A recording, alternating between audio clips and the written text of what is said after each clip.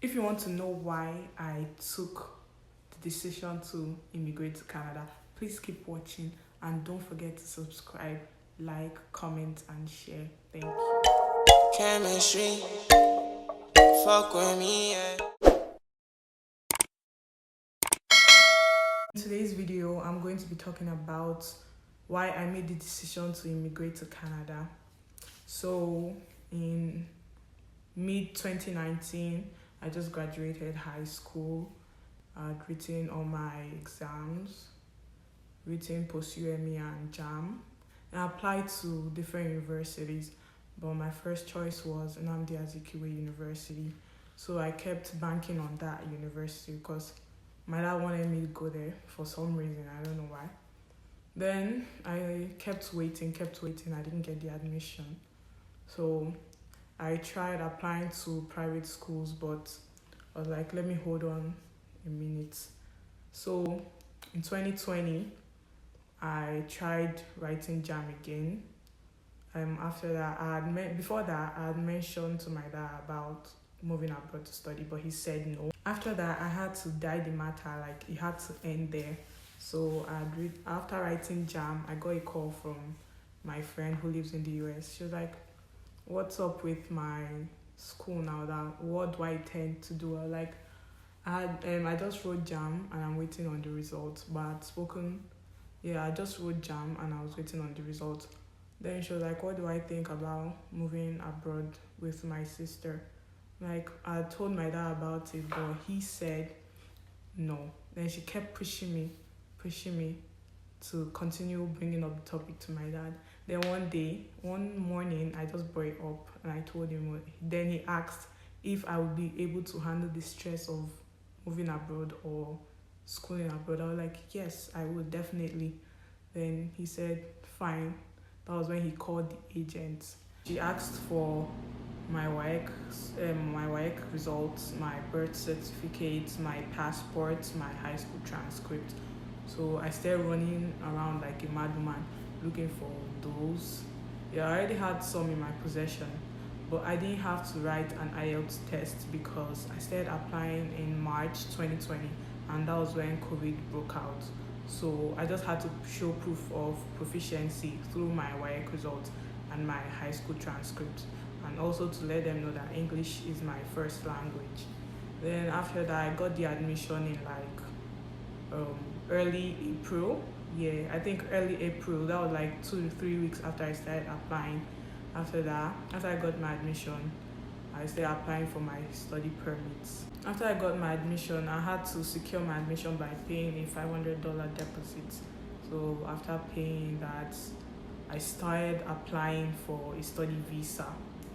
These IRCC people, they wasted my time. They showed me shege. See shege. They showed me shege. Oh my goodness. After when I started applying, I had to get all my documents ready. That one was sure. Then do my biometrics. I did my biometrics. After that, I had to. What else did I do? Yeah, I had to do medicals. My medicals, yes. After doing my medicals, I was waiting. I started applying for my study visa in March. That was like mid-April. Sorry, I had to start applying for it in mid-April. In those months, I was just waiting, calling the agency every time. What's going on? How far now? Is there anything? Is there any new information? And even felt like I was disturbing them, but I'm not disturbing them. Obviously, it's my money. I paid for it, so I have to get what I pay for. I kept calling. I'll call every week. Has there been any reply? Is there any updates? And they're like, no, don't worry. When there's an update, we'll inform you. I was like, hey, these people want to kill me. So I got a reply in September 29th. I started applying in April. That's April, May, June, July, August, September, 6 months. It took these people 6 months to give me a reply, and that was a letter of refusal. My whole world was crashing before my eyes. My dad told me about the letter of refusal on October 1st, and it was hard to take in. I wanted to die. He saw the look in my eyes, like I was about to cry. He said, don't worry, you are going to apply again. I was like, okay, no problem. It gave me hope. So after that, I'm not taking second chances here. On my documents, I had to get them right. I had to rewrite my statement of intent, in a professional way, so they'll see that I'm not playing. Because the reason for my refusal was that I didn't prove to them that I would leave Canada after studying. I had to show ties to country, because I did that in my first letter, but I think it was not enough to prove that. Then after that, I applied in October again. I kept waiting. There was no reply. I was like, it's not me and these people. I drew closer to God. I was praying every morning, every night. I also had to defer my admission. That shit took a toll on me. After deferring my admission in late November, I got an email from IRCC saying that I'm eligible for the Nigerian Student Express.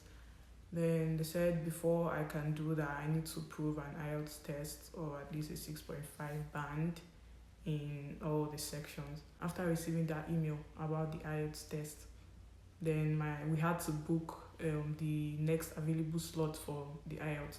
I had just 5 days to prepare for a test. 5 freaking days.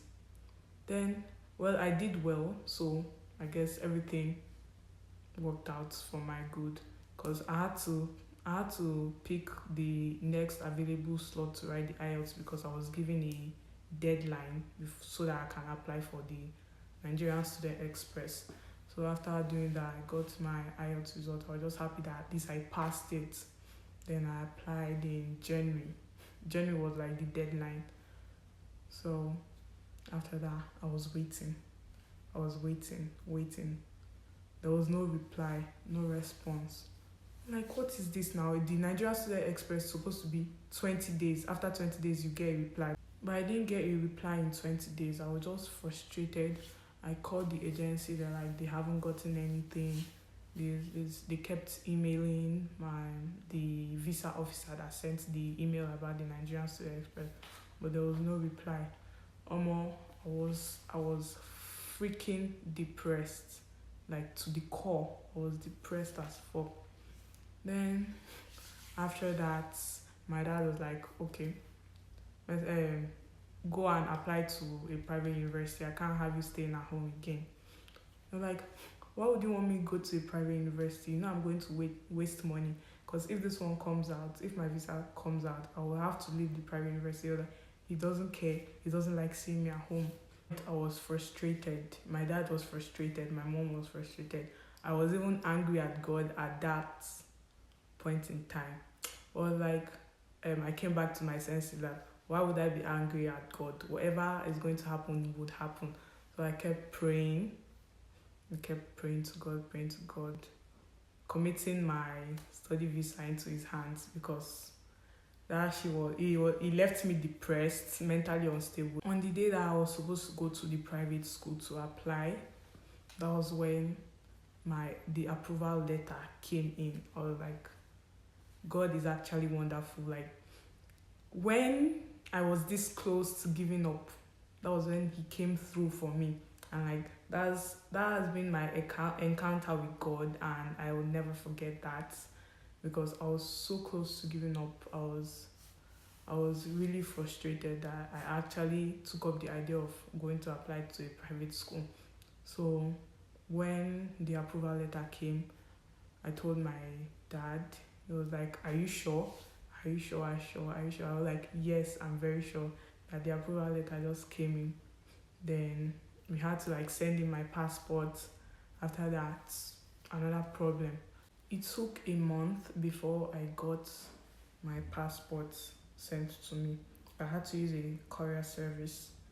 So during that month, I was just frustrated, because I knew I had gotten the visa.